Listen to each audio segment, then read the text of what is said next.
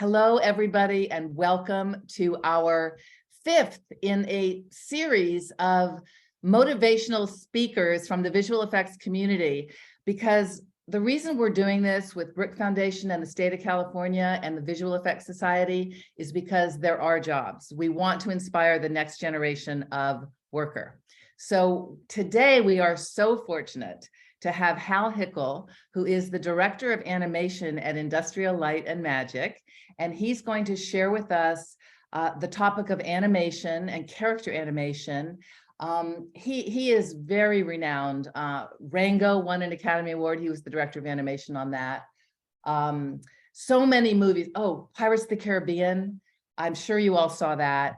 That won an Academy Award. He was Director of Animation on that as well. He has been at ILM for, I don't know, over 20 years. And before that, I think he was at Pixar, but I'll let him talk about that. So I'm going to hand this over to Hal now, and let's enjoy Hal's presentation. Hi, everybody. Thanks for tuning in. When I was a student, I always appreciated the rare opportunities to hear from people who worked in this profession, because it was especially rare back then. It was a much smaller industry, a lot fewer opportunities for that kind of thing, but it was always very inspiring. And I feel like it just made the goal of working in film and visual effects more real. If I actually met people who did it for a living, it suddenly was like, oh, actual human beings do this job, I can do it too.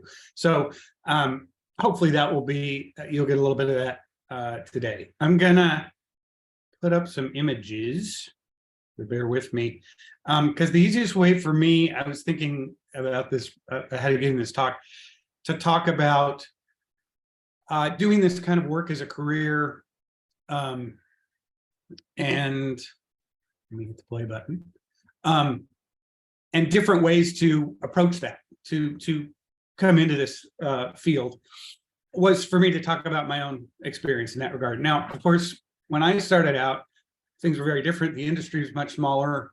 It was the pre-digital era. There was no internet to speak of. A lot of things were very, very different. There are a lot of advantages that folks your age have now in terms of learning about what goes into, the kind of work you're interested in, whether it's animation or other aspects of visual effects. I'm going to mainly talk about character animation today. That's kind of what I do. So I'm going to focus on that. Anyway, so I'm going to talk about my upbringing, how I got into this, and then some of the jobs I've done, and then try to describe a little bit kind of what my job is at ILM and what the job of an animator is in the world of visual effects, because there's a lot of different places for animators to work. There's games, there's television animation, there's feature animation, like what Pixar and Disney feature animation do, DreamWorks, Illumination, etc. And then there's the world I work in, which is visual effects, meaning mostly live action films into which we are putting dinosaurs, robots, giant kaiju, aliens, what have you. That's kind of the world that I was always interested in being in, and that's what my job is now. All right, so a little bit about how we structure things at ILM. And I promise there won't be too many text-only boring slides like this. But for any project that we do at ILM, there's kind of a show leadership team. And on the creative side, you have your visual effects supervisor on every project. That's the main creative lead for the project. And then if the project contains a significant amount of animation, whether it's creatures or hero characters, speaking characters, or monsters, or robot, etc., all those kinds of things, then there will be someone like me on the project, which is the animation supervisor. And then there are the discipline leads, and that is people who head up modeling, the different things we need for the film, creatures, vehicles, environments, whatever, texture artists, the people who rig our creatures, in other words, put the skeleton and the controls in them so the animators can move them, all those sort of department leads. And then together with the sort of creative side of the visual effects and anim soup and the different department leads, we have the production side, which is just as crucial. So the visual effects producer, production managers, coordinators, and production assistants. And the two halves, the creative and the production side, really have to work super closely together, because production is all about, meeting the schedule, the budget, scheduling all the artists' time, making sure that, for instance, if a sequence that's coming up is about to be launched into animation in a week, that the creature assets that the animators need to animate are ready. They've been modeled, they've been rigged, and they're ready for the animators to start using. That's just one example. There are a million examples. And so it's really important also for the choices that the visual effects supervisor and animation supervisor and department leads make in terms of what techniques to use, how to accomplish the work, et cetera, that they fit within the box of budget and time. And so they need to really work closely with production when they're making those decisions, rather than just saying, well, this is how it has to be, otherwise it's not going to look good. It's like, no, you want it to look the best it can, but you have to partner with your production team. So anyways, these two halves, the creative and the production, and production, by the way, is a creative task. It's just a different kind of creativity than we normally think of. They together sort of oversee the artists that are doing the hands-on work. On the supervisor side, we're looking at the work, critiquing it, giving the artist notes, and also presenting that work to the director of the film, and getting notes from the director and having that conversation, that dialogue with the director about what needs to happen next to get the work looking the way we want it to work. Meanwhile, production is always in dialogue with the animators about what their next deadline is and how they're doing, whether they've got too much work on the plate, not enough, trying to balance that and keep the schedule in line and keep the animators, or whichever discipline, modelers, et cetera, really, employed to their best, or busy to the best extent possible. Not over busy, not under busy. Anyways, that's just a super quickie kind of thing. So anim soup over there in the upper right, that's my position. Here I am as a weird young kid. So I'm going to talk a little bit about my path into doing this, and I'll try and do it quickly. Like most of the people I know who work in visual effects, and particularly animators, I started out watching a lot of genre stuff as a kid, horror movies, sci-fi movies, et cetera. And at this particular time in the late 60s, early 70s, it was a lot of much older horror films, but they were being shown on TV all the time in the afternoons and late at night. And my brother and I just loved all the Universal monsters, but King Kong really made an impact on me. And that was my first introduction to stop motion creatures, right? Puppets that are moved a frame at a time. And so I just got my hands on a couple of good books. Again, this is pre-internet. So there I am as a weird kid. It must have sounded odd for me to just say that, nobody could see it. Not all that weird, just, but my brother and I watched tons of these kind of movies. And as I said, King Kong made a big impact on me. And I started learning everything I could about stop motion, got a couple of good books about the film, started making my own Super 8 movies at home. This was my Kong puppet that I made with some help from my mom, and started shooting my own little Super 8 animations. Discovered, of course, Ray Harryhausen's work, really the godfather of this kind of work, of creatures being put into live action films as realistically as possible for the time, and certainly we continue to hope for that. Digested just a ton of this kind of thing growing up all through the 70s. And then right at the end of the 70s, beginning of the 80s was just a fantastic time for genre sci-fi action films, just amazing. But the big seminal moment for me was in 77, the summer of 77, when these two films came out, Star Wars and Close Encounters. And again, up to this point, I'd been making little stop motion films, but these two movies really broadened my interest generally in visual effects. Here I am in 77, living in Colorado, in a tiny little town, about as far away from Hollywood as you could be, wearing my Close Encounters t-shirt. But I wanted to know how they made the spaceships look so big. I wanted to know how they did. I knew that the chess scene was stop motion, but I wanted to know how they inserted it in the scene. How did they do the hyperspace jump, the trench run, the lightsaber, all of it. it kind of cemented my path. Once I saw these two movies, I was like, all right, because up to then I was interested in stop motion, but I was also super interested in anything NASA. I was a big NASA nerd. Thought maybe I'd get into the space program. As it turns out, I wasn't so great with math. I discovered by high school, so that was a good thing I picked the path I did. Although I'll get to that later. All right.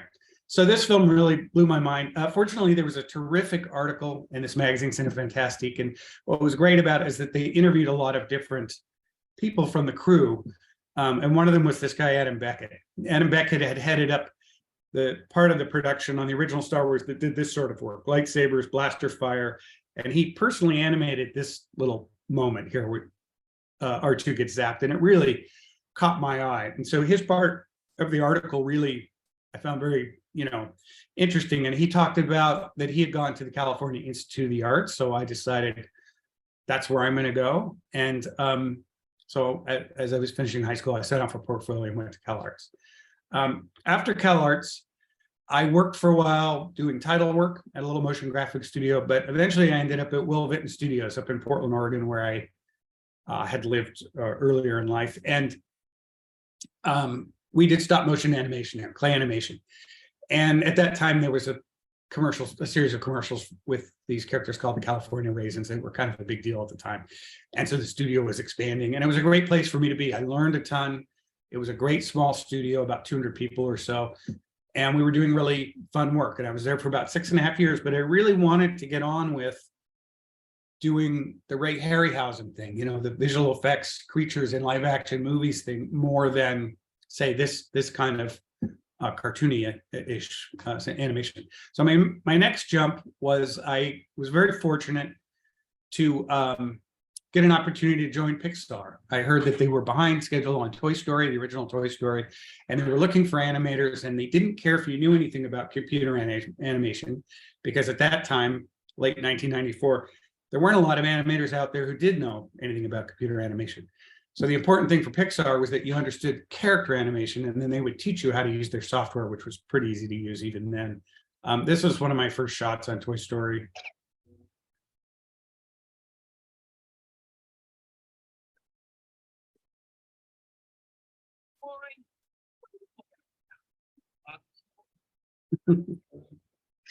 So that was good fun. But when it finished, there was a big gap between Toy Story and the next film Pixar was going to do, Buzz Life. And I really, as I said, was yearning to go and work at ILM, Industrial Light and Magic, doing visual effects work. And so this is me. Look how happy I am. I've joined ILM beginning of 1996, or middle of 1996. So this summer, I think it'll be 27 years, something that I've been there. But actually, I was totally thrilled. My first project there was Lost World. I was one of the animators. The first shot I got handed was this Stego shot, which I was thrilled about, because the Stego was my favorite dinosaur when I was a little kid. And it was a dinosaur that was not featured in the first film. So I was super excited about that. I was working under a great anim lead, this guy, Dan Taylor. He's an awesome guy. And then I got handed this shot, which was a lot of fun. Julianne Moore getting fought over by two hungry raptors.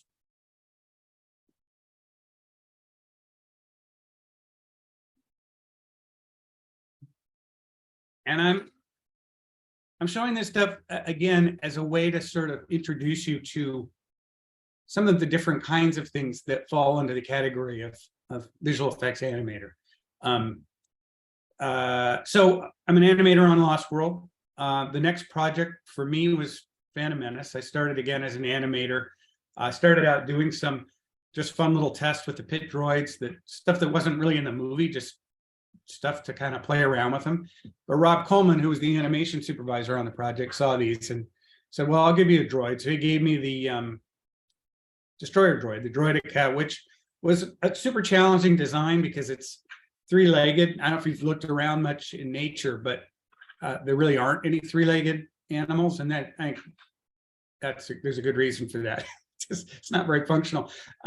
Although I talked to Doug Chang, who designed this droid, about it at one point, and he told me that his plan was that these things would roll into place and pop up, but then they were just supposed to be a gun platform that would shoot. They weren't supposed to walk around, but George wanted them to walk around, so we had to come up with a walk. So I was going for kind of a gunslinger thing here. Anyway, so that was good fun. And so we did a bunch of stuff like this with them. And it was especially fun to work on these guys because Doug Chang's group, his art department, had really worked out how all the pieces should move and fold. So it really worked. None of it was really cheated. The pieces all really could form into that disc and roll, and it was just great. So it was super fun to work on. And then I got my first opportunity to be an animation supervisor. Dennis Muren was supervising this film for Steven Spielberg, Artificial Intelligence, and he asked me to be the animation supervisor on it. And it wasn't a huge show in terms of animation, character animation, which was good for me since it was my first shot at that position. But it had some kind of cool challenges in it. There's a kind of a robotic teddy bear that sometimes is a practical puppet, but sometimes we had to do them in CG, and there were a bunch of other fun challenges in it. And then I supervised some parts of the second prequel, Attack of the Clones. And then I was the main animation soup on the first three Pirates of the Caribbean films, which included this fellow, which was really, it's still one of the highlights of my career so far. Davy Jones, I think the work still looks great all these years later, and it was just a great project. Next for me was Iron Man, then Rango. Rango was our first animated feature at ILM. We'd never done an animated feature before. We made this under the direction of Gore Verbinski, and as Rose mentioned, it won the Academy Award that year for Best Animated Feature. So it was an awesome thrill to see Gore go up there and accept the Oscar for that. Really, film we all really enjoyed making. In fact, the animators that got to work on it will often say to me, hey, when are we going to do another one? That was super fun. But so far we haven't yet. I did Pacific Rim, so they got to go from little characters in the desert to super ginormous robots and kaiju out in the ocean and in the cities and so forth. Really awesome project with Guillermo del Toro, who just won the Oscar for Best Animated Feature for Pinocchio on Sunday night. Fantastic, good for him. I always like to trot this out just because it tickles me. The footage they got of those people for that shot, they just weren't reacting enough. So they sent the costumes up, and my son Lex and I put them on, and they shot us on the stage at ILM and put us in that one little shot. That was fun. Then I did Warcraft, Rogue One, and I've been on the Mandalorian series for the last little while now, a good little while. All right, so that's kind of me and my path to getting here. And a few examples of recent work, and then I'm going to talk a little bit about some of the things I've learned along the way, and I'll turn the slides off and put my face back on the screen. But we do a lot of different things on the Mandalorian series. Grogu is a big part of it, although Grogu is mostly a puppet, a fantastic puppet built by Legacy Effects, and we try the best we can to engineer those scenes that he's featured in to be suited to the puppet. We try not to ask Grogu to do things that the puppet can't do, but occasionally we need to do him in CG. And so this is a side-by-side test of the puppet Yoda and our CG baby Yoda, Grogu, to make sure that they look the same, and people hopefully will not know the difference when we switch from one to the other.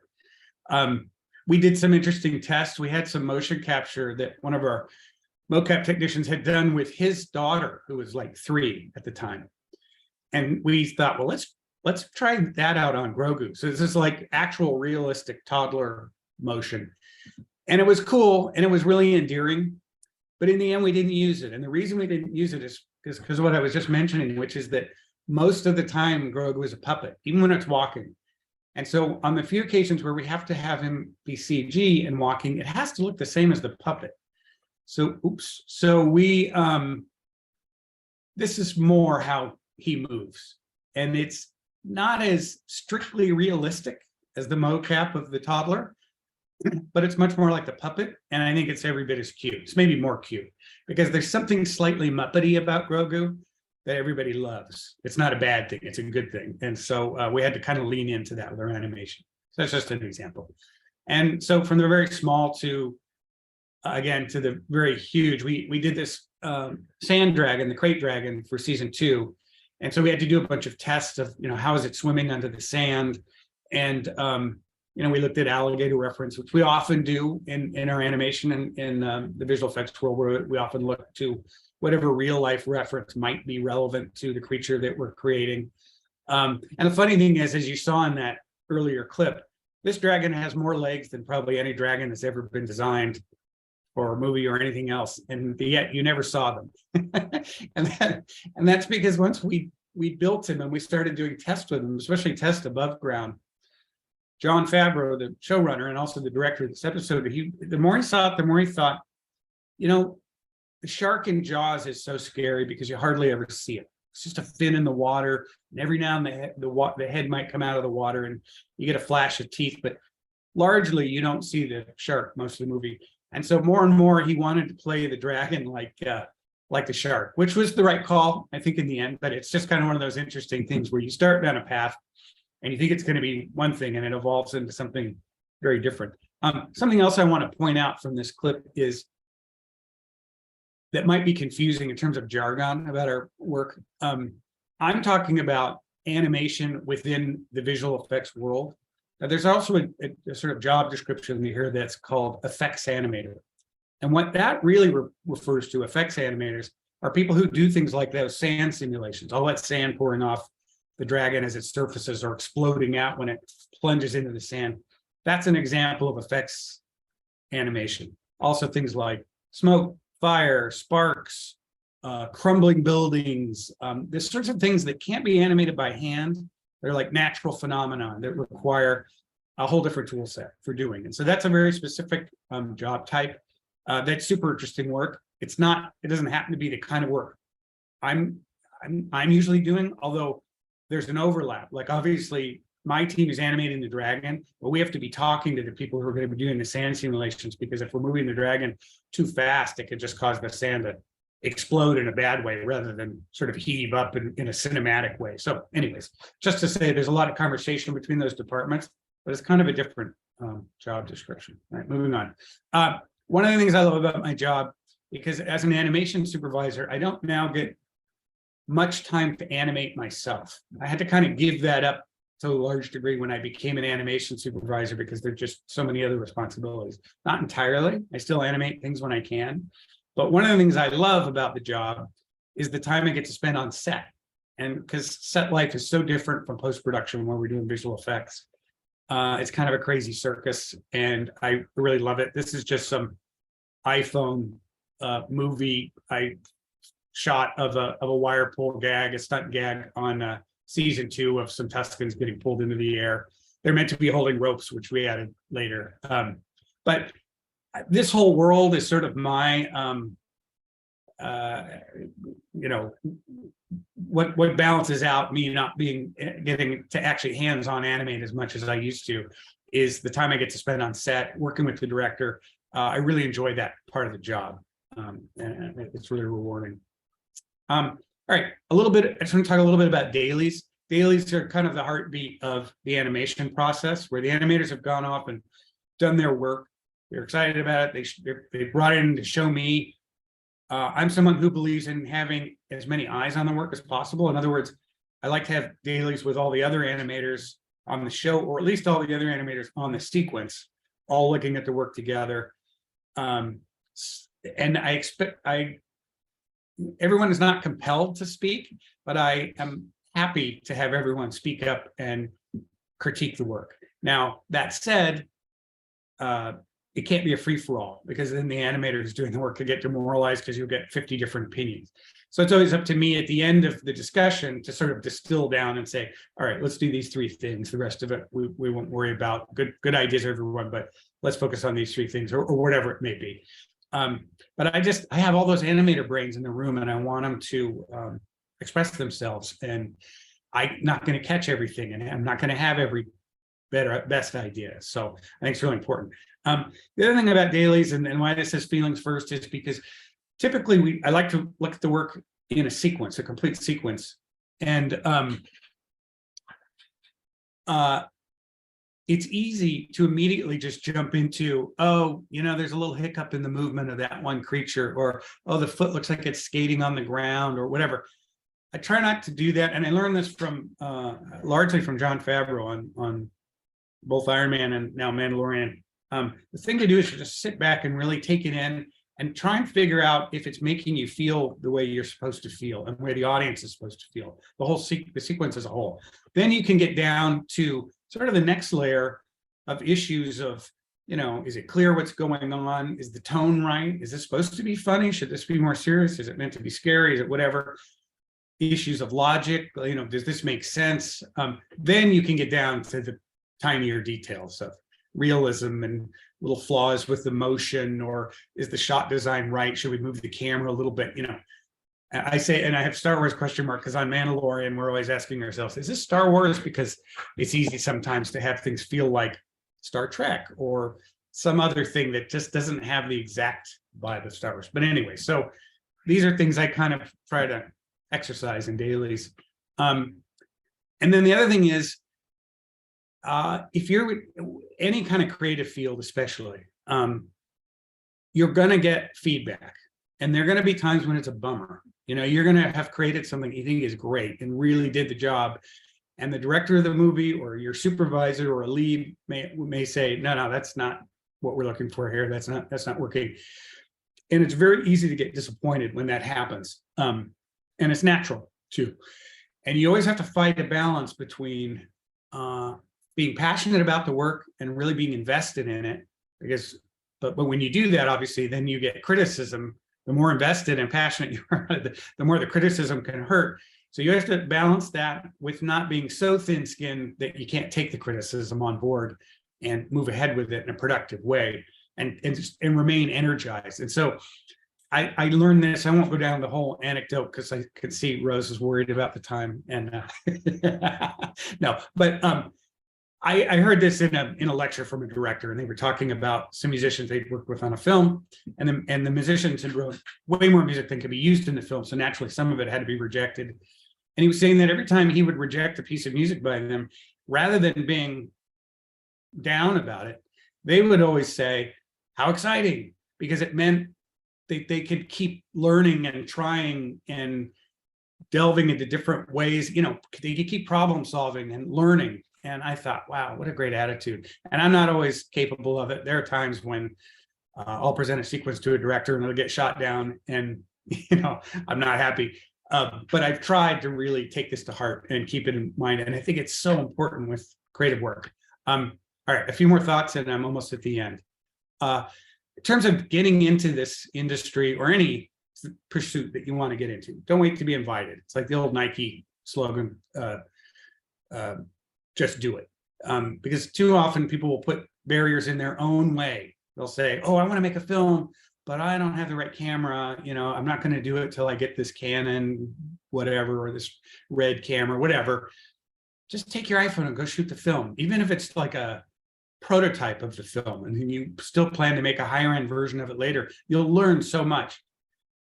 If you want to be an animator, there's so many resources now that didn't exist when I was young, in terms of tutorials on the internet, free software like Blender or the personal learning edition of Maya.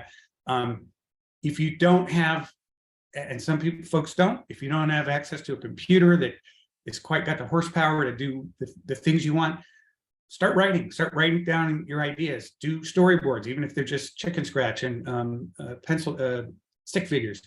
Plan your ideas out. All of that you can do now. You don't have to wait for anything. So don't wait to be invited. Oh, also, once you start to kind of make some headway, and maybe you get that first job, and you're in that job, but you're getting this sort of lower level work, and you want some of the more challenging work, tell people.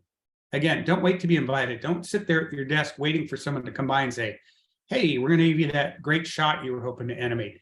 Tell your animation leader, your animation soup, man, I would love to do that shot. And they might say no for some perfectly good reason, but let them know, because they're not psychic. Be persistent.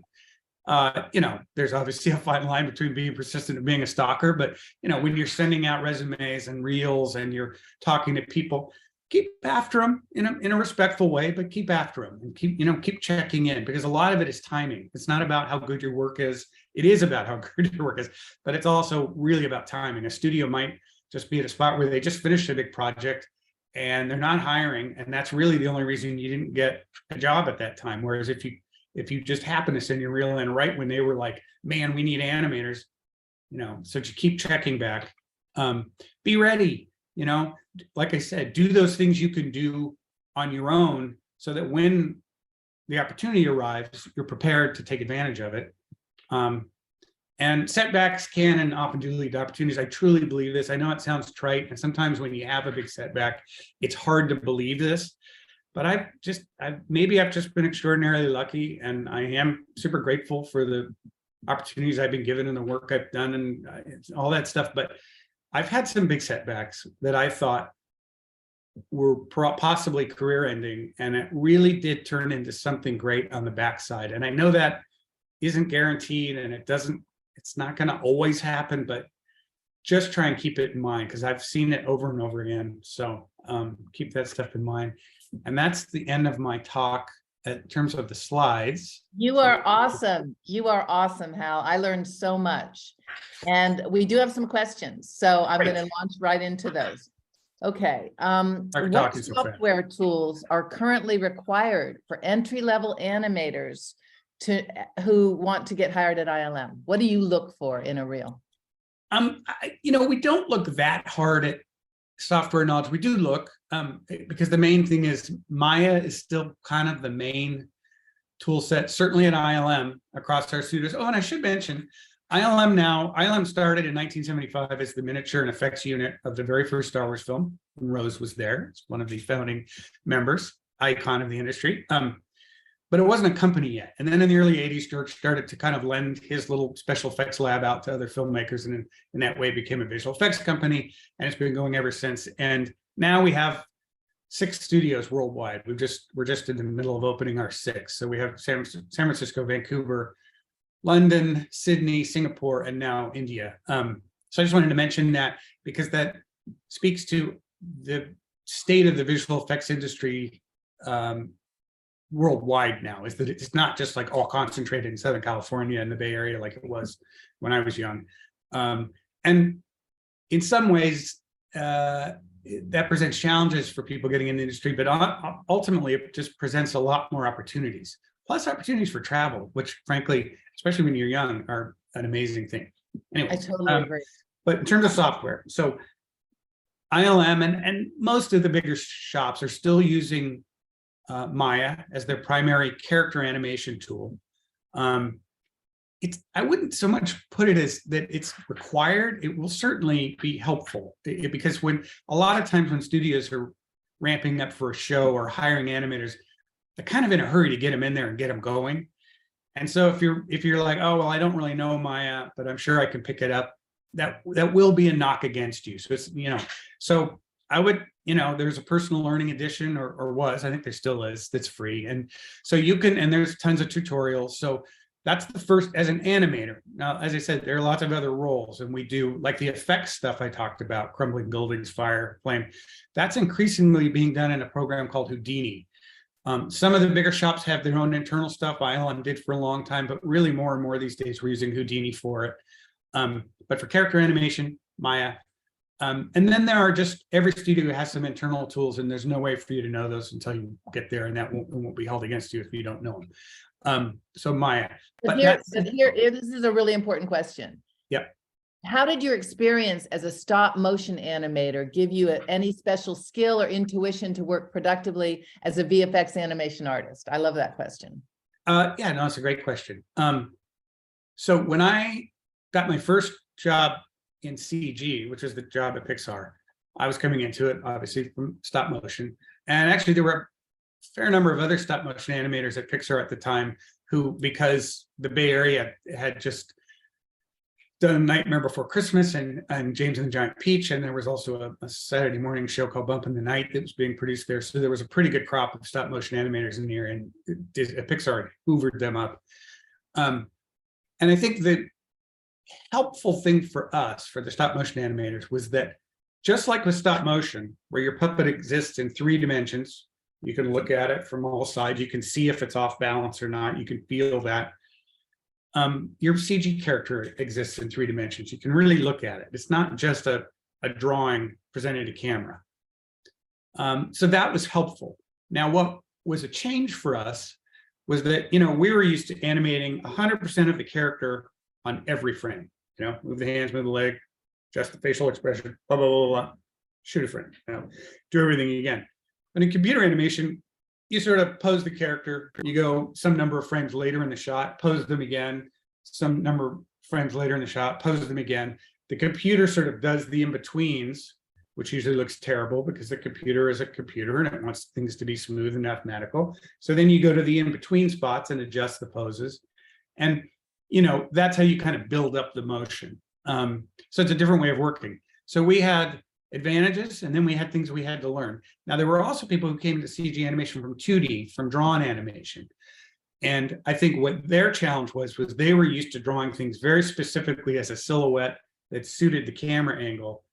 And they didn't really have to think about what was going on behind the character or in 3 dimensions. Now they do, particularly because we got characters with like clothing that has to simulate properly. So if you do some weird cheat, it could cause the clothing to like bunch up and stuff. You have to kind of respect the dimensions of the character. So they had to learn that. But because of the way hand-drawn animation is traditionally done, where you do a key pose, key pose, key pose, then you do in-between drawings, then you may be handed off to an animator who does the frame by frame in between drawings, better than a computer would, by the way. But still, that process was a lot closer to the way you animate in CG. So, I think both art forms came in and informed the artists in different ways. But for me in stop motion, I think the main thing was that it was a 3-dimensional process in both cases. The other thing, I got lucky, which is because Will Vinton's, I animated, by the way, Will Vinton's later morphed in, became Leica. She did Coraline, Box Trolls, etc. Kubo and the Two Strings. That's the lineage of that company. But when I was working there, I was an animator, but I was also doing motion control photography.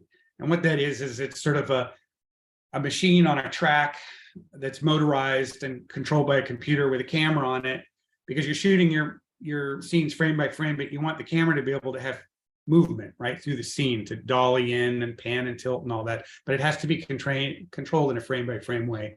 So it has to be this sort of computer controlled machine, kind of like those robots that assemble cars, but with a camera on the end, sort of thing. And I was doing that as well as animating. And what I didn't realize is that was helping me. I was preparing me in a certain way for computer animation, because computer animation, you pose the character and you set keys on, key values and all these things, like what angle is the elbow bent at on frame 24, like 90 degrees. And then on frame 36, it's at, however many degrees. And then here it's at 0 degrees. So then you have what's called a spline editor. It has these curves that show how it gets from a 90-degree value down to 0 and up to another thing across time. And you could noodle those curves to help to change your animation. Anyways, it's just part of your animation process. We have a couple minutes. But anyways, let's finish that. Is it that thing I was doing? I didn't realize when I got into computer animation, I was like, oh, this is just like programming a motion control camera move. Anyway, so totally. All right. So the last question is, in terms of animation for VFX, is it more important to be a generalist, a modeler, texturing, technical artist, in addition to being an animator, or should animators specialize in character animation versus the other thing, effects animation that you talked about?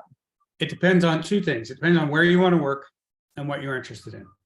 In terms of where you want to work, if you want to work at a big studio, ILM, DNEG, Weta, those MPC, those kind of companies, you're going to want to really focus on whatever it is you love most, whether it's character animation or rigging or modeling. But you really want to you're going to want to get really good at that thing. It's great if you have other skills that you are okay at, or some level of proficiency at, but you're going to want to be like really good at the one thing that you love. On the other hand, if you're happy working at smaller shops, which often work on really interesting projects because they could be smaller budget, but more risky creatively because they're some weird little film that somebody's making. And some people really like that a lot more than, say, working on a big, giant tentpole summer film. Smaller shops tend to want generalists. They want people who can wear a lot of different hats. They can animate, they can rig up a character, they can do some texture painting. So that's what kind of studio do you want to work at? The other thing is, what do you want to do? Again, some people just want to animate or whatever, model, rig, texture. They just want to animate. That's all they want to do. Then focus on that and act accordingly. But other people are too, I don't know what, antsy. They're creatively, like their brain, they like switching off the tasks and challenges and doing something that's more technical for a while, and then doing something that's more purely creative for a while, and getting in and being able to do their own rigging when they're prototyping something and not having to rely on someone else for that. So it's kind of, both are valid career paths, put it that way. And it's sort of up to you to decide what you think sounds most interesting. Fabulous. You have been outstanding. I am so happy we recorded this, and we will make it available to schools all over the world. Right. Inspirational and knowledgeable. Hal, thank you so much for being here. Hey, Rose, thank you for having me. If there was somebody out there watching today who just had a burning question that we just couldn't get to for time, is there a way they can? Yes. Yes, Okay, they can speak to their teacher, and their teacher will get us that question through Allison Frenzel. They know her. And we will put you in touch with Hal to answer that question. That's awesome, because I'm happy to do it. Thank you so much for being here. That was great. All right. Goodbye, everybody. Thanks for joining us. All right.